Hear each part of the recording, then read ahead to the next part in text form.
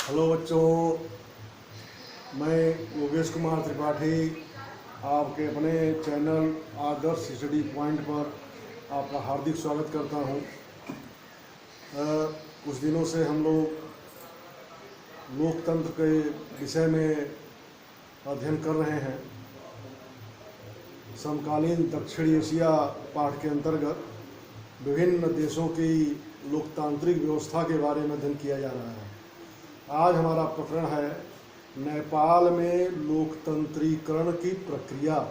जो हमारा आज का प्रकरण है वह है नेपाल में लोकतंत्रीकरण की प्रक्रिया। तो उसमें आपका प्रश्न है, नेपाल में लोकतंत्रीकरण की प्रक्रिया को बताइए।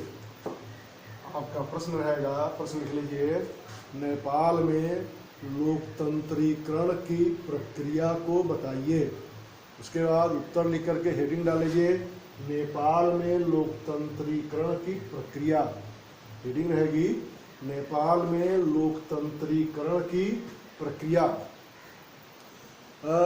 नेपाल हिमालय पर्वतमाला के दक्षिणी ढलान पर स्थित है। जो जब आप एटलस देखेंगे, मानचित्र देखेंगे विश्व का, उसमें आपको दिखाई देगा कि यह नेपाल देश हिमालय पर्वतमाला के दक्षिणी ढलान पर स्थित है। इसके उत्तर में तिब्बत, यानी नेपाल के उत्तर में तिब्बत और दक्षिण में भारत देश स्थित है।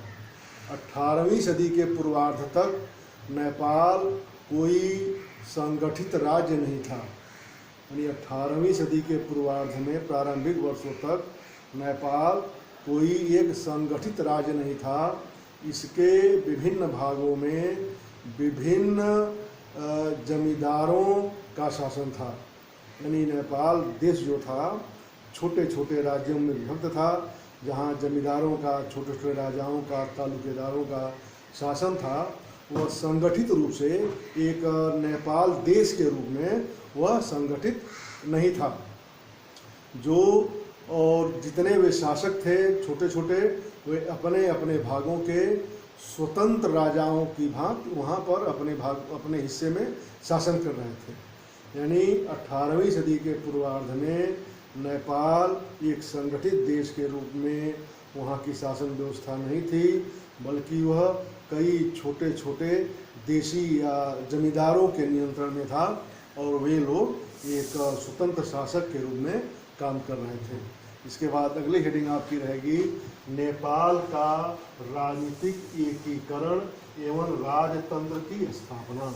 अगली हेडिंग आप डाल लीजिए, नेपाल का राजनीतिक एकीकरण और एवं राजतंत्र की स्थापना लिख लीजिए। उसके बाद है सन 1769 में महाराजा पृथ्वी नारायण सिंह ने संपूर्ण नेपाल का राजनीतिक एकीकरण किया। सर्वप्रथम 1769 ईस्वी में महाराजा पृथ्वी नारायण सिंह ने संपूर्ण नेपाल का राजनीतिक एकीकरण किया और उसे एक संगठित राज्य का स्वरूप दिया। फिर 1846 में राणा जंग बहादुर ने उस सत्ता को पलट दिया।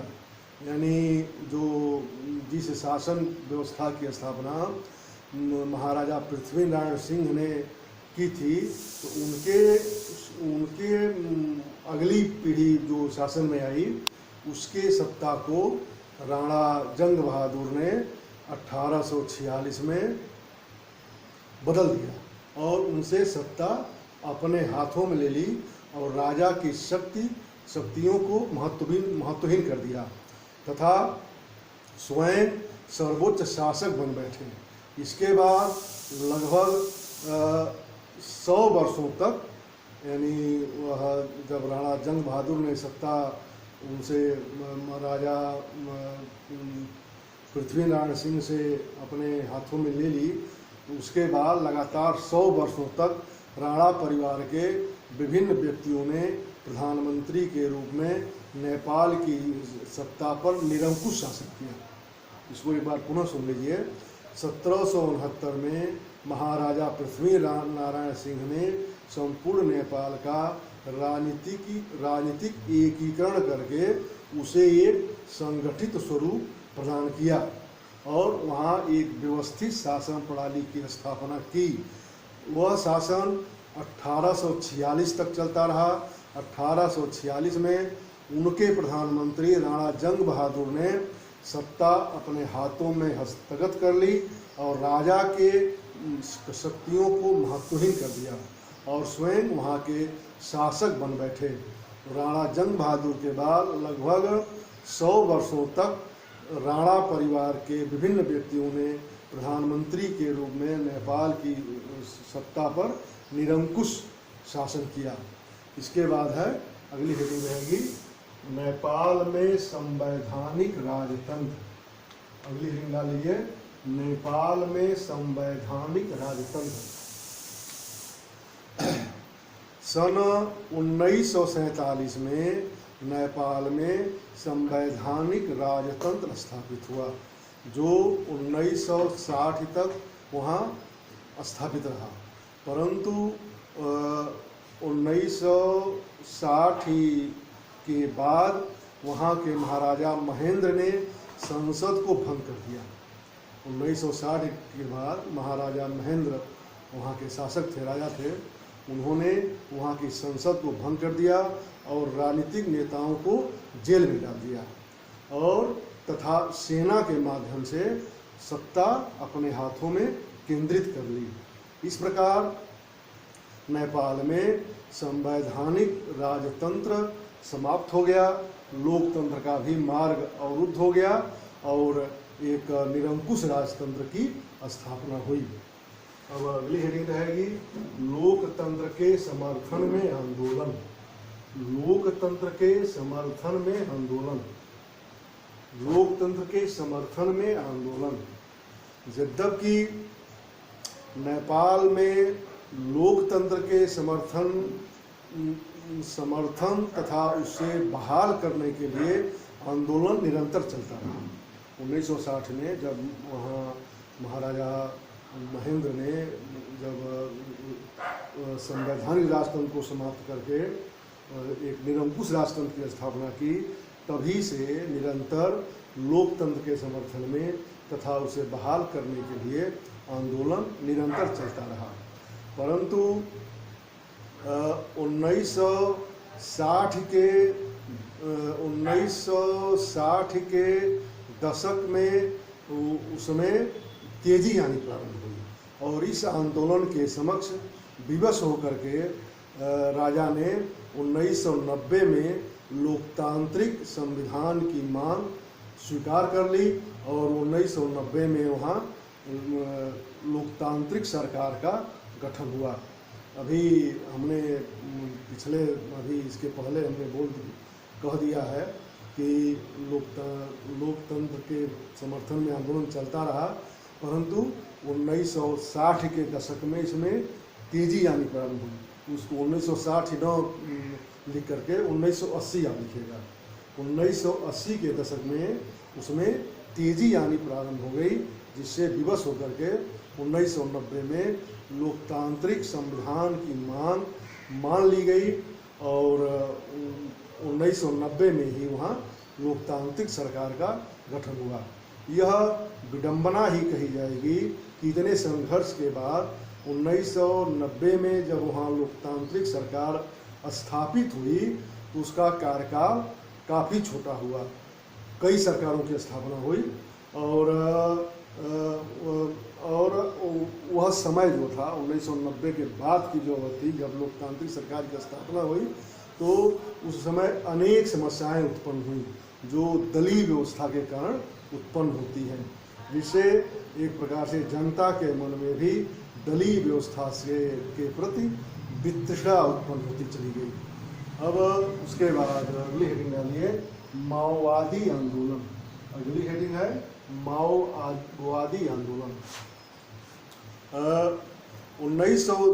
90 के दशक में, जैसा कि हमने इसके पहले बताया है कि जब लोकतांत्रिक सरकार की स्थापना हुई तो उनका कार्यकाल बहुत छोटा था।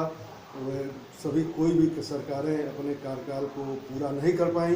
अपने ही दलीय विचारों, दलीय मतभेदों के कारण जनता में संतोष उत्पन्न हुआ, जिसका लाभ वहाँ के कम्युनिस्ट पार्टी से समर्थित माओवादियों ने उठाया और उन माओवादियों ने एक प्रचंड आंदोलन चलाना प्रारंभ किया तथा वहाँ 6 से 7 जिलों में अपनी समानांतर सरकार स्थापित कर ली।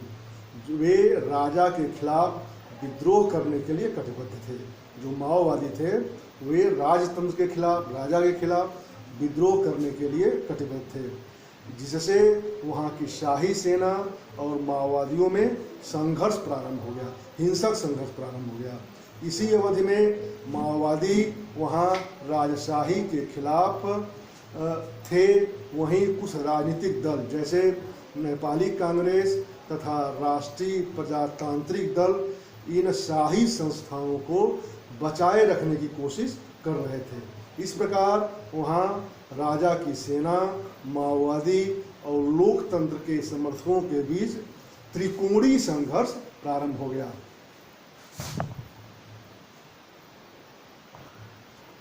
तो बच्चों, इस त्रिकोणीय संघर्ष के बाद अंत में राजा ने सन 2002 में संसद को भंग कर दिया और सरकार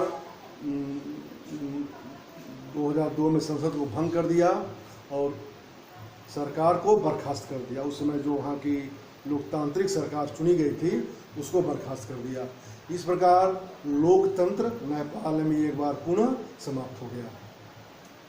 इस त्रिकोणीय संघर्ष में जिसमें एक पक्ष राजा की सेना, एक पक्ष माओवादी और एक पक्ष विभिन्न राजनीतिक दल थे, इन त्रिकोणीय संघर्ष में नेपाल में अराजकता की स्थिति उत्पन्न हो गई, जिसका लाभ उठा करके उस समय के राजा, तत्कालीन राजा ने 2002 ईस्वी में संसद को भंग कर दिया, सरकार को बर्खास्त कर दिया और पुनः सत्ता अपने हाथ में ले ली। इस प्रकार एक बार पुनः नेपाल में लोकतंत्र समाप्त हो गया। अब अगली हेडिंग डालेंगे आप, लोकतंत्र की बहाली। अगली हेडिंग है लोकतंत्र की बहाली। अप्रैल 2006 में नेपाल में देशव्यापी लोकतंत्र के समर्थन में प्रदर्शन हुए।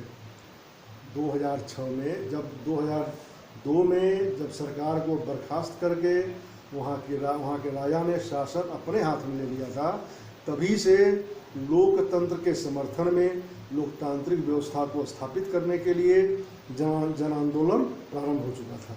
लेकिन 2006 तक आते आते यह बहुत ही व्यापक जन समर्थन के कारण एक बहुत ही उग्र रूप ले लिया और एक देशव्यापी प्रदर्शन प्रारंभ हो गए।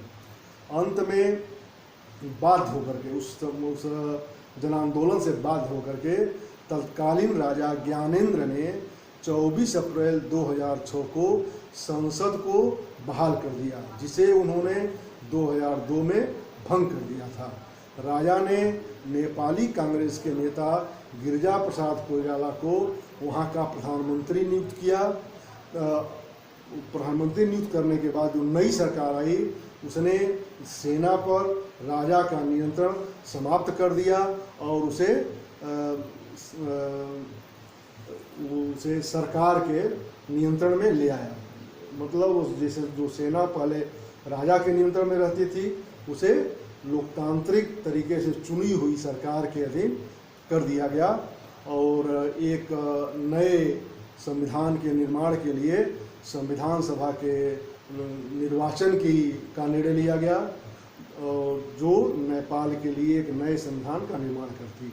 28 मई 2008 को जिस संविधान सभा का निर्वाचन हुआ था, उस संविधान सभा ने 28 मई 2008 को नवनिर्वाचित संविधान सभा की जब बैठक हुई तो उसने नेपाल के राजतंत्र को आधिकारिक रूप से समाप्त कर दिया तथा उसे federal democratic Republic federal democratic Republic, संघीय लोकतांत्रिक गणराज्य घोषित कर दिया। इस प्रकार वहाँ एक संघीय गणतंत्र की स्थापना हुई, जिसमें लगभग 240 वर्षों से चली आ रही राजशाही शासन व्यवस्था को खत्म कर दिया और वहाँ एक जनता के द्वारा चुने गए राष्ट्र प्रमुख के नए युग की शुरुआत हुई। अब वहाँ राजा नहीं होते हैं, राष्ट्रपति होते हैं। इस प्रकार जैसे आपके यहाँ राष्ट्रपति होते हैं, वैसे ही वहाँ भी राष्ट्रपति होते हैं। विद्या भंडारी इस समय वहाँ के राष्ट्रपति हैं। KP शर्मा ओली इस समय वहाँ के प्रधानमंत्री हैं। और इस प्रकार धीरे धीरे ही सही नेपाल में लोकतंत्र का पौधा अब धीरे धीरे बड़ा हो रहा है। अब आपका यह प्रश्न समाप्त हो गया। आपसे पुनः आग्रह है कि यदि आप इस चैनल को सब्सक्राइब न किए हों तो सब्सक्राइब कर लीजिए, लाइक आइकन बटन दबा दीजिए और अधिक से अधिक अपने उन दोस्तों में जो इस चैनल से जुड़ नहीं पाए हैं शेयर करिए। आपके ऐसे मित्र जो दूसरे विद्यालयों में पढ़ते हैं, इस विषय को पढ़ते हैं, उनके पास शेयर करिए और स्वयं भी पढ़िए, स्वयं भी इसका लाभ उठाइए, मेहनत करिए, परिश्रम करिए। अब धीरे धीरे समय बीतता जा रहा है, मार्च आने में बहुत समय नहीं लगेगा, मार्च की परीक्षाएं प्रारंभ होने वाली हैं। ठीक है बच्चों, धन्यवाद।